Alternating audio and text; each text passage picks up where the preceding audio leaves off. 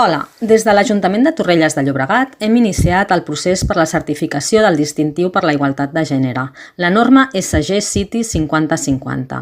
De fet, és una de les accions previstes en el nostre pla d'actuació municipal pels propers 4 anys, que visualitza i posa de manifest la nostra voluntat política i lideratge en pro de la igualtat de gènere.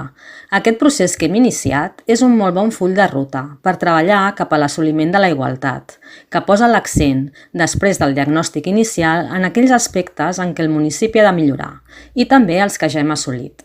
Des de l'equip de govern i en concret des de la Regidoria d'Igualtat pretenem desplegar les accions de millora necessàries, fent camí en un procés constant i progressiu cap a la igualtat. Així doncs, tenim un llarg camí per recórrer.